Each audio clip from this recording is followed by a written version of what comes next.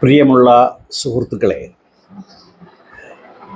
Mayor KSRTC driver യദുവും തമ്മിലുള്ള തർക്കത്തെ ഞാൻ വളരെ സന്തോഷത്തോടു കൂടി കാണുകയാണ്. ഒരു ജനാധിപത്യ സംവിധാനത്തിൽ നടക്കേണ്ട കാര്യങ്ങൾ മുറ പോലെ നടക്കുന്നു എന്നാണ് എനിക്ക് തോന്നിയത്. ഇതുമായി ബന്ധപ്പെട്ട് ഞാൻ ആദ്യം ഒരു പോസ്റ്റ് ഇട്ടിരുന്നു. മേയർ വെറുതെ ഒരു വണ്ടി തടയില്ല എന്ന്. അഭിപ്രായത്തിൽ നിന്ന് കുറച്ച് എനിക്ക് പിന്നാക്കം പോയാൽ സാധ്യത വന്നിരിക്കുകയാണ്. കാരണം പിന്നീടുള്ള വാർത്തകളിൽ വരുന്ന കാര്യങ്ങൾ അത്ര സുഖകരമായ വർത്തമാനങ്ങളല്ല കിട്ടിക്കൊണ്ടിരിക്കുന്നത്. എന്തായാലും മേയർ വെറുതെ ഒരു വണ്ടി തടയില്ല, അക്കാര്യത്തിൽ എനിക്കിപ്പോഴും തീർച്ചയുണ്ട്. അപ്പോൾ ആ കാരണം എന്താണ്? അവിടെയാണ് നമ്മൾ ഇരുട്ടിൽ തപ്പുന്നത്. ഇപ്പം KSRTCയിലെ ഒരു എംപാനൽ ഡ്രൈവർ, അദ്ദേഹത്തിനും കള്ളം പറയാം. അദ്ദേഹം കള്ളം പറയുകയാണെങ്കിൽ അതൊരു ഗുരുതരമായ തെറ്റ് എന്ന് പറയത്തക്ക രീതിയിൽ ആയിട്ടില്ല. ഇവിടെ നമ്മുടെ മേയറാണെങ്കിൽ ഈ തടയാനുണ്ടായ കാരണത്തിൽ കള്ളം പറയുന്നതെങ്കിൽ അതൊക്കെ എനിക്ക് തോന്നുന്നത് രാഷ്ട്രീയം എന്നുള്ളത് ഇങ്ങനെ മൊഴിമുത്തുകൾ കൊണ്ട് ആളുകളെ വഞ്ചിക്കാനുള്ള രീതിയായി തീർന്നു എന്നാണ്. അപ്പം മേയർ വണ്ടി തടയാനുള്ള കാരണം ഞാൻ ഊഹിക്കുന്നത്, ഒന്ന്, ഇവർ ആരോപിക്കുന്നത് പോലെ യദു മത്സര ഓട്ടത്തിൽ മുന്നോക്കം കയറിയ മേയറെ നോക്കി ആംഗ്യം കാണിച്ചിരിക്കാം. അതിനും സാധ്യത കുറവാണ്. ഇന്ന് ഞാനൊരു വീഡിയോ കണ്ടപ്പോൾ അതിലൊരാൾ പറയുന്നത്, മുന്നിൽ പോകുന്ന വാഹനത്തിലിരിക്കുന്ന ആളുകൾ പിന്നിൽ വരുന്ന വാഹനത്തിലെ ഡ്രൈവർ ആംഗ്യം കാണിച്ചാൽ കാണാൻ സാധ്യത കുറവ് എന്ന്. അത് അപ്പടിക്ക് തള്ളിക്കളയാൻ പറ്റില്ല. എന്നാലും ആംഗ്യം കാണിച്ചിട്ടുണ്ടോ അറിയില്ല. എന്താണ് തെറ്റ്? വളരെ സുനിശ്ചിതമായി പറയാവുന്ന തെറ്റ് എന്നുള്ളത് ട്രാഫിക് പരമായ നിയമലംഘനങ്ങളുടെ ഒരു രീതി ആ സംഭവത്തിൽ അടങ്ങിയിട്ടുണ്ട്. അത് വളരെ പ്രധാനപ്പെട്ട ഒരു കാര്യമാണ്. മേയർ ട്രാഫിക് ലംഘിച്ചുവോ? KSRTC ഡ്രൈവർ ട്രാഫിക് ലംഘിച്ചുവോ? ഞാൻ ഇവർ രണ്ടുപേരെയും എതിർപക്ഷത്ത് നിർത്താനാണ് ആഗ്രഹിക്കുന്നത്.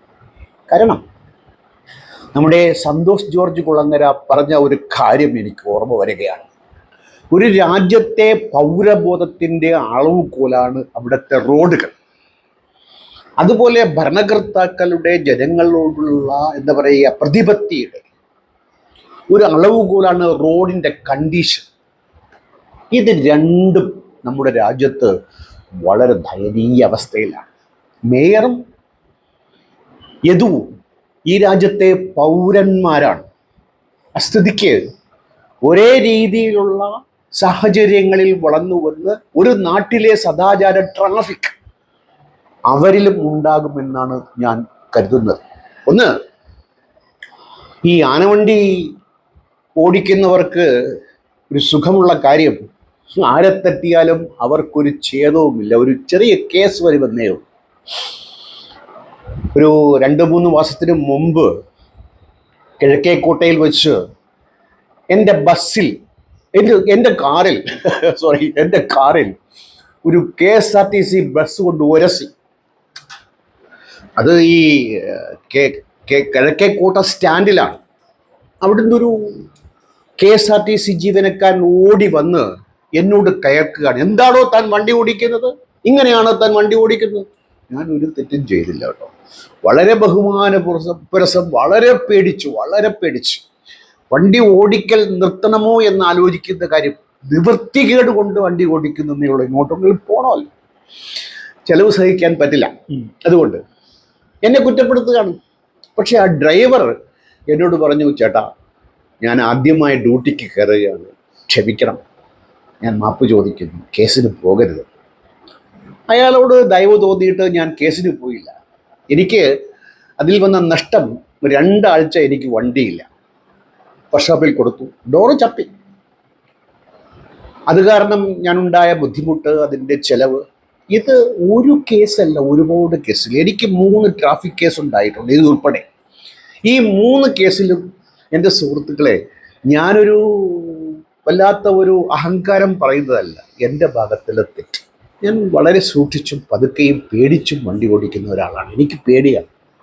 ഒരിക്കൽ സ്കൂട്ടറിൽ അമിത വേഗത്തിൽ ഓടിച്ച് ചെറുപ്പത്തിലെ രക്തത്തിളപ്പവും ഒരു കുഴിയിൽ കല്ല് കിടന്നു, അതിൽ തട്ടി വീണ് 3 മാസം ഈ കൈ അനക്കാൻ പറ്റാതെ കിട്ടുന്നതിൻ്റെ ഓർമ്മ. പിന്നീട് ട്രാഫിക് ആക്സിഡൻറ്റുകൾ കണ്ടതിന് ശേഷമുള്ള ആ ഒരു പരിതാപ അവസ്ഥയോടുള്ള ഒരു രീതി എന്ന നിലയ്ക്ക്. അപ്പം ഇവിടെ ഈ 2 വണ്ടികളും മത്സരത്തിലായിരിക്കും. ഞാൻ ഊഹിക്കുന്ന അങ്ങനെയാണ്. സൈഡ് കൊടുത്തിരിക്കുകയല്ല ഈ ഡ്രൈവർ, സൈഡ് എടുക്കാൻ, വേഗത്തിൽ പോകാൻ. മേയറല്ലേ, അവർക്ക് വേഗത്തിൽ പോകാതിരിക്കാനൊക്കെ. പണ്ട് കരുണാകരൻ ഉള്ളപ്പോൾ തിരുവനന്തപുരം സിറ്റിയിൽ വണ്ടി ഓടിക്കാൻ വലിയ പേടിയാണ്. ഇതാ ചീറിപ്പാഞ്ഞു വരുന്നത്. അതായത് ഇദ്ദേഹം എളുപ്പത്തിൽ ചെന്ന് ചേർന്നില്ലെങ്കിൽ സൂര്യനൊക്കെ അസ്തമിച്ചു പോകുമെന്ന നിലയ്ക്കാണ് നമ്മുടെ നേതാക്കളുടെയൊക്കെ ഒരു തോന്നൽ.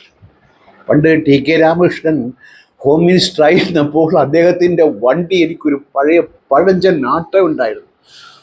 അതിൻ്റെ മുമ്പിൽ വന്ന് പോലീസ് എടുത്തു മാറ്റടാ, എടുത്തു മാറ്റിപ്പോവും, ഇറങ്ങി ചുമന്നു പോകും ആ ആക്രോശം കെട്ടുകൾ.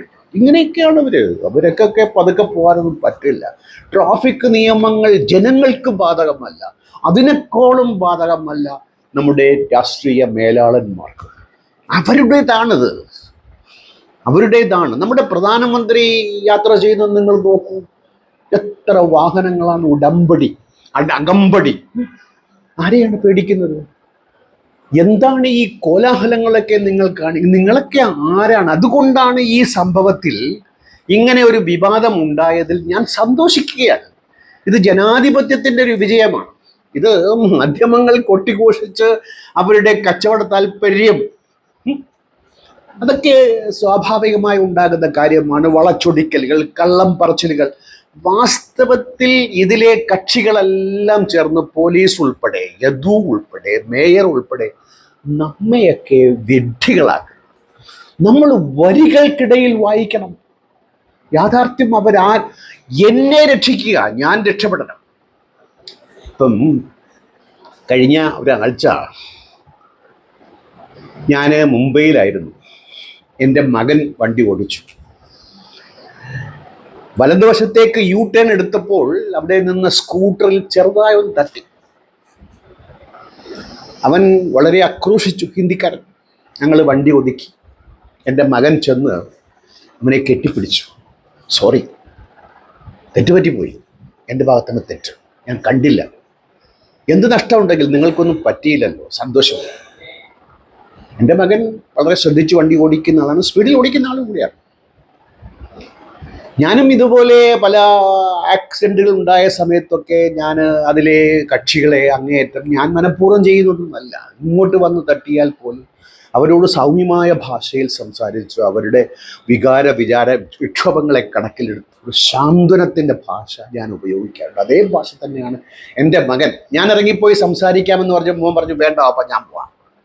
അവൻ ചെന്ന് ആത്മാർത്ഥമായി തന്ന ആ വീണ സഹോദരനെ കെട്ടിപ്പിടിച്ചു, അവൻ്റെ കൈ പിടിച്ചു. നിങ്ങൾക്കൊന്നും പറ്റിയില്ലല്ലോ, നമുക്ക് വേണ്ടത് ചെയ്യാം. അപ്പം അതിൻ്റെ സ്റ്റാൻഡ് ഒന്ന് ഇളക്കി. എൻ്റെ മകൻ ആമസോണിൽ ആ സ്റ്റാൻഡിൻ്റെ വില നോക്കിയപ്പോഴത്തേക്കും 560 രൂപ, 1000 രൂപ കൊടുത്തു. വീണ യുവാവ് ചെറിയൊരു ചെപ്പടി വിദ്യ, ഇത് പോരാ എന്ന് പറഞ്ഞു. അപ്പം മോൻ പറഞ്ഞു, നിങ്ങളൊരു കാര്യം ചെയ്യൂ, നിങ്ങൾ ഇതിൻ്റെ സ്കൂട്ടർ വർക്ക്ഷോപ്പിൽ ചെന്നിട്ട് ഇത് പണി ചെയ്തിട്ട് അതിൻ്റെ ബില്ല് എനിക്ക് അയച്ചു, ഞാൻ ബാക്കി തരാം. എന്തായി എന്ന് എനിക്കറിയില്ല, ഞാൻ 2 ദിവസവുമായി അവനുമായിട്ട് ബന്ധപ്പെട്ടു. എന്തായാലും ഇത്തരത്തിൽ ട്രാഫിക് അപകടങ്ങൾ ഉണ്ടാകുമ്പോൾ സമചിത്ത, സാന്ത്വനം, സാഹോദര്യം ഒക്കെ നമ്മൾക്കുണ്ടോ എന്ന് ചോദിച്ചാൽ അന്യം നിന്ന് വരുന്ന ഒരവസ്ഥയാണ്. റോഡിൽ ഇറങ്ങിക്കഴിഞ്ഞാൽ പൗരബോധം എന്നുള്ളത്, ഇത് റോഡ് എനിക്ക് മാത്രമുള്ളതല്ല, എല്ലാവർക്കും ഉള്ളതാണ്. ഞാൻ മാത്രമല്ല സഞ്ചരിക്കേണ്ടത്, എല്ലാവർക്കും സഞ്ചരിക്കണം. ട്രാഫിക് നിയമത്തെ അനുസരിക്കണം. ട്രാഫിക് നിയമം എന്നുള്ളത് ഒരു ആധുനിക നിയമമാണ്. ട്രാഫിക് ഇല്ലായിരുന്നല്ലോ. അത് നമ്മുടെ ദൈവങ്ങൾക്കൊന്നും വണ്ടിയില്ല. ഒട്ടകവും പിന്നെ ആമയും മുയലും ഒക്കെ അല്ലേ, പിന്നെ കഴുതയും മയിലും ഒക്കെ അല്ലേ ആ വാഹനങ്ങളായി നമ്മുടെ ദൈവങ്ങൾക്കുണ്ടായിരുന്നു. നമുക്കോ എത്രയെത്ര സൈസ് വാഹനങ്ങളാണ്. ഇന്ധനം ലാഭിക്കാനായിട്ട് ഇപ്പം. അപ്പം ഈ ട്രാഫിക് നിയമം എന്ന് പറയുന്നത് ഒരു ആധുനിക സമൂഹത്തിൻ്റെ സൃഷ്ടിയാണ്. അത് അനുസരിക്കുക എന്നുള്ളത് ഒരു ആധുനിക സമൂഹത്തിൻ്റെ ബാധ്യതയാണ്. അത് എവിടെയൊക്കെ നിറവേറ്റപ്പെടുന്നുവോ അവിടെയൊക്കെ അങ്ങേയറ്റം ആ ജനങ്ങളോട് ബഹുമാനം തോന്നും. എന്തായാലും ഏകാധിപത്യ രാജ്യമായാൽ പോലും ദുബായിൽ പോയപ്പോൾ സീബ്ര ലൈൻ ക്രോസ് ചെയ്യുകയാണെങ്കിൽ വണ്ടി നിർത്തും. വളരെ സന്തോഷം തോന്നിയ കാര്യമാണ്. ഞാനിവിടെ ശ്രമിച്ചു നോക്കി. സീബ്ര ലൈനിൽ ആളുകൾ ക്രോസ് ചെയ്യുമ്പോഴത്തേക്ക് വണ്ടി നിർത്താം. പിറകെ വന്ന് നിലവിളിയാണ്, ഹോണടിച്ച് എടുത്ത് മാറ്റടാ. അനുവദിക്കില്ല. ട്രാഫിക് ബോധത്തിൻ്റെ കണിക പോലുമില്ലാത്ത, പൗരബോധമില്ലാത്ത ആളുകളാണ് മേയർ ആരെയും ഈ യദു. ഒരു സംശയവും വേണ്ട, ഇവർ രണ്ടു പേരിലും ഞാൻ തെറ്റ് കാണുന്നു, കുറ്റം കാണുന്നു. കാരണം നിങ്ങളും ഞാനുമാണ് അവർ. റോഡിൽ ഇറങ്ങിക്കഴിഞ്ഞാൽ ഇതെൻ്റെ സ്വന്തം, ഞാൻ മാത്രം പോയാൽ മതിയടാ, നീയൊക്കെ അവിടെ നില്ല്. നീ പോയില്ലെങ്കിൽ ഒരു ചുക്കും സംഭവിക്കാനില്ല. ഞാൻ പോയില്ലെങ്കിൽ പലതും സംഭവിക്കും. ഇനി മറ്റൊന്നൊരു കാര്യം ഇവിടെ പറയാം. ഇതാണ് പ്രധാനമായി ആ സംഭവത്തിൽ ഞാൻ കാണുന്നത്. ഇനി ഈ യദുവിനെ കുറിച്ചുള്ള വർത്തമാനം പറയുമ്പോൾ അയാളൊരു മാന്യനെന്ന് എനിക്ക് തോന്നിയില്ല. പക്ഷേ അധികാരം അയാളെ വേട്ടയാടുന്നു എന്ന കാര്യത്തിൽ സംശയമില്ല. അയാൾ ടി വികളുടെ മുമ്പിൽ വന്നു നിന്ന് ബോൾഡായിട്ട് സംസാരിക്കും. അയാളൊരു സംഖ്യയായിരിക്കാം, ഒരു വ്യക്തിയാണ്, ഒരു പൗരനാണ്. അയാളുടെ ബോൾഡ്നെസ് അയാളുടെ ഭാഗത്ത് ശരിയുണ്ടോ എന്ന് സംശയിക്കത്തക്ക രീതിയിലാണ്. ചിലപ്പോൾ വളരെ മഹാകളത്തരമായിരിക്കാം, ഈ രാഷ്ട്രീയക്കാരുടെ അതേ ഒരു നിലപാടെടുക്കുന്ന ആളായിരിക്കാം, അറിയില്ല. എങ്കിൽ തന്നെയും പൊതുവിൽ നോക്കുമ്പോൾ അയാൾ വളരെ വളരെ ആത്മധൈര്യത്തോടു കൂടിയാണ് ഈ വിഷയത്തിൽ നിലപാടെടുക്കുന്നതെങ്കിലും ഇയാൾക്കെതിരെ ഒരു കേസുണ്ടായിരുന്നു, പെണ്ണുകേസ്. പെണ്ണുകേസൊക്കെ സാധാരണ സംഭവിക്കേണ്ട. സമ്മതമില്ലാതെ ഒരു സ്ത്രീയുമായി എന്തോ സംഭവം ഉണ്ടായി, ഒരു കേസ് കൊടുത്ത് അവസാനം അവരുടെ കേസ് ഒത്തുതീർന്നു എന്നാണ് അറിയാൻ കഴിഞ്ഞത്. നിജസ്ഥിതി എനിക്കറിയില്ല. അയാൾ കേസ് തള്ളിപ്പോയി എന്നൊക്കെ എന്താ പറയുക വാദിക്കുന്നുണ്ട്. എന്തായാലും ഇതിനേക്കാളൊക്കെ വളരെ പ്രധാനമായ കാര്യം, ഈ ട്രാൻസ്പോർട്ട് ബസ്സിനെ സീബ്ര ലൈനിൽ വണ്ടി കൊണ്ട് നിർത്തി മേയർ തടഞ്ഞു. രണ്ട് അക്ഷന്തവ്യമായ തെറ്റാണ്. ഒന്ന്, വണ്ടി തടയുക എന്നുള്ളത്. രണ്ട്, സീബ്ര ലൈൻ, ഞാൻ നേരത്തെ പറഞ്ഞല്ലോ ദുബായിലെ കാര്യം, ആളുകൾക്ക് പാസ് ചെയ്ത് പോകാനുള്ള സ്ഥലമാണ്. അതിൻ്റെ വണ്ടി നിർത്താൻ പാടില്ല. എന്ത് അഹങ്കാരമാണ്, അതിനേക്കാൾ എന്ത് അവിവേകമാണിത്. അതായത് നിയമലംഘനം ഉണ്ടായിട്ടുണ്ടെങ്കിൽ ഒരു മേയർ വേണ്ടത് എന്താണ്? നിയമ നടപടി എടുക്കണമായിരുന്നു. ആംഗ്യം കാണിച്ചുവെങ്കിൽ ഇവർക്ക് പരാതി കൊടുക്കാം. സ്ത്രീ എന്ന നിലയ്ക്ക് അങ്ങനെ പരാതി കൊടുക്കുകയാണെങ്കിൽ ഇവർക്ക് മേൽക്കൈ കിട്ടുമായിരുന്നു. പക്ഷേ അവിവേകത്തിൻ്റെ അങ്ങേയറ്റം കാണിച്ചുകൊണ്ട് അവർ വണ്ടി തടഞ്ഞു. ഡ്രൈവറുമായി തർക്കിക്കാൻ പോയി. എൻ്റെ സുഹൃത്തുക്കളെ, ട്രാഫിക് കേസ് ഉണ്ടായിക്കഴിഞ്ഞാൽ, ട്രാഫിക് അപകടം ഉണ്ടായിക്കഴിഞ്ഞാൽ നിങ്ങൾ എതിർകക്ഷിയെ ട്രാഫിക് നിയമം പഠിപ്പിക്കാൻ പോകരുത്. അവൻ പഠിക്കില്ല. അവൻ അവൻ്റെ ഭാഗം ന്യായീകരിക്കാൻ നിൽക്കും. നിങ്ങൾ നിങ്ങളുടെ ഭാഗം ന്യായീകരിക്കുമ്പോൾ അവിടെ സമാധാനം നഷ്ടപ്പെട്ട ദേഷ്യം വന്ന് കയ്യാങ്കളിയിലേക്ക് നീങ്ങാൻ സാധിക്കും. അതുകൊണ്ട് തർക്കവിതർക്കങ്ങൾ. ഞാൻ മുംബൈയിൽ കേസ് പറഞ്ഞപ്പോൾ എൻ്റെ സ്ഥിരം ഡ്രൈവർ അവിടെയുണ്ട്, സുനിൽ എന്നാണ് പേര്. അദ്ദേഹം പറഞ്ഞു, ഇവിടെ വണ്ടി തട്ടിക്കഴിഞ്ഞാൽ ആരാണ് തെറ്റുകാരൻ അവൻ അങ്ങ് ഭയങ്കരമായി റൈസാവും രക്ഷപ്പെടാൻ വേണ്ടിയിട്ട്. ഈ റൈസിൽ വീണു പോകുന്ന പാവമാണെങ്കിൽ പോക്കാണ്, തെറ്റുകാരൻ റൈസാവും. അതുകൊണ്ട് നമ്മൾ ചെയ്യേണ്ടത്, ഈ ട്രാഫിക് കേസ് വരികയാണെങ്കിൽ, പ്രശ്നം വരികയാണെങ്കിൽ എതിർകക്ഷിയെ നിങ്ങൾ ട്രാഫിക് പഠിപ്പിക്കാൻ നിൽക്കരുത്. വണ്ടി തടഞ്ഞത് ഒരു മേയറുടെ അങ്ങേയറ്റത്തെ അവിവേകമായ നടപടിയാണ്. നിയമത്തെ കയ്യിലെടുക്കാൻ മേയറാണെങ്കിൽ പോലും അധികാരമേ ഇല്ല. അതൊന്ന് എക്സ്പോസ് ചെയ്യപ്പെട്ടു എന്നുള്ളതാണ് ഈ സംഭവത്തിലെ ഒരു സൂചകമായ, ശുഭസൂചകമായ ഒരു സംഗതിയായി ഞാൻ കാണുന്നു. നോക്കൂ, ഒരു മേയർ, അതായത് ഒരു സംസ്ഥാന തലസ്ഥാനത്തിൻ്റെ മേയർ രാഷ്ട്രീയക്കാരൊക്കെ എന്താണ് വിചാരിച്ചിരിക്കുന്നത്? അവരൊക്കെ ആരാ? അവരൊക്കെ ആരെന്നാ ചോദിക്കുന്നത്? നമ്മുടെ പ്രധാനമന്ത്രി, നമ്മുടെ മുഖ്യമന്ത്രി, ഇവരൊക്കെ ആരാ? അവരൊക്കെ യോനിയിൽ നിന്ന് ജനിച്ചു വന്നവരല്ലേ? പൊട്ടി വീണവരാണോ? നമ്മുടെ തലയ്ക്ക് മുകളിൽ കയറിയിരുന്ന് നമ്മുടെ ചെവി കടിക്കേണ്ടവരാണോ? എനിക്ക് സംശയമുണ്ട്. അങ്ങനെയാണ്. അവരൊക്കെ നമ്മുടെ മാസ്റ്റേഴ്സാണ്. തെണ്ടി വരും വോട്ടിന്.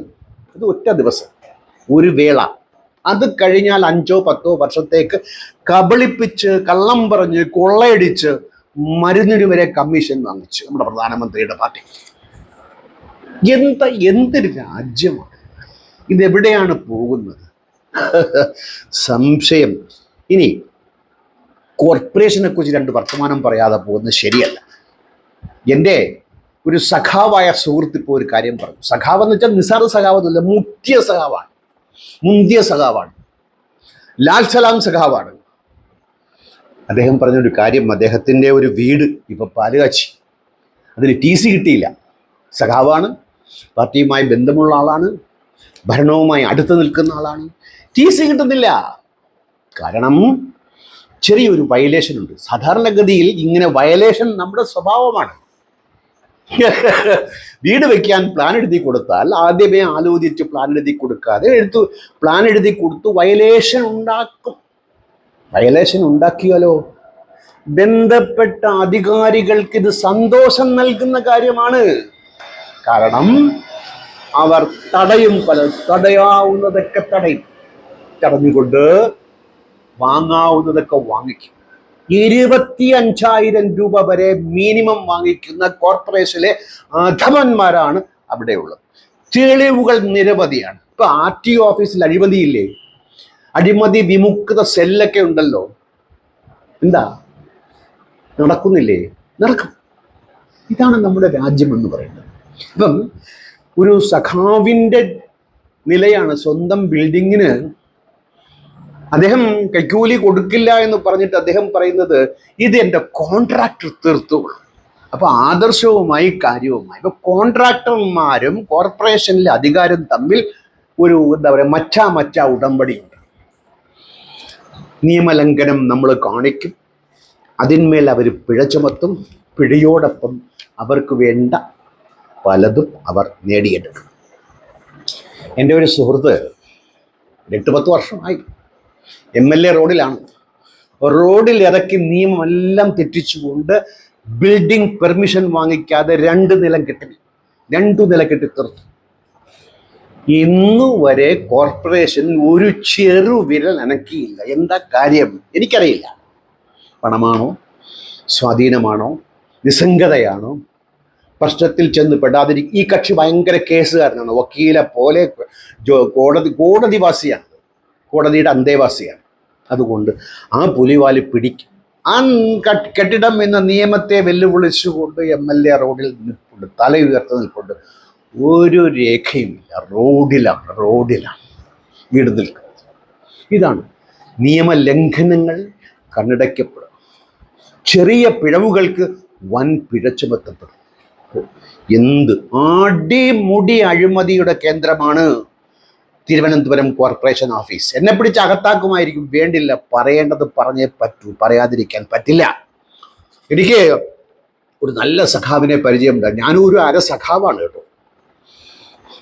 ഇപ്പം ഒരു പുതിയ പാട്ടുണ്ടല്ലോ മാർക്സിസത്തെക്കുറിച്ച്. ഞാൻ മാർക്സിസ്റ്റ് വിശ്വാസിയില്ലെങ്കിലും ആ പാട്ട് കേൾക്കുമ്പോൾ ഒരു കൊരുത്തിരിപ്പാണ്. അതിലെ ഒരു എന്താ പറയുക, സമത്വസുന്ദര ബോധത്തിൻ്റെ ഒരു ആഞ്ഞൊലി, അത് കേൾക്കുമ്പോൾ ഒരു ഇക്കിളി ഉണ്ടാകാറുണ്ട്. അതുകൊണ്ട് ഒരു അര സഖാവായ എനിക്ക് പരിചയമുള്ള ഒരു സഖാവിനെ ഞാൻ കോർപ്പറേഷൻ ഓഫീസിൽ പോയപ്പോൾ കണ്ടു. ഇയാൾ എന്നെ മുഖം തിരിച്ചു കളഞ്ഞു, ഒറ്റ വെട്ടി പോയി കളഞ്ഞു. അയാൾ വിചാരിച്ചത് ഞാൻ എന്തോ കാര്യം സാധിക്കാൻ വേണ്ടി കോർപ്പറേഷനിലെ ഉദ്യോഗസ്ഥനാണ്, എന്തോ കാര്യം സാധിക്കാൻ പോയതിനാൽ അയാളെ കണ്ട് ഈ കാര്യം സാധിക്കാൻ നിന്നാൽ അത് പല കുഴപ്പങ്ങളിലും അയാളെ ചാടിക്കും. കിട്ടേണ്ടവർക്ക് കിട്ടേണ്ടത് കിട്ടാത്ത രീതിയിൽ അയാൾ നടപടിയെടുത്തു എന്ന രീതിയിൽ പഴി കേൾക്കാതിരിക്കാൻ പരിചയത്തെ എടുത്ത് ക്ലോസറ്റിലിട്ടിട്ട് മുഖം തിരിച്ചു വെട്ടിപ്പോയി കളഞ്ഞു. ഇതാണ് കോർപ്പറേഷൻ. എൻ്റെ ഒരു സുഹൃത്ത് കോർപ്പറേഷൻ ഉണ്ടായിരുന്നു, പാവം മനുഷ്യനാണ്.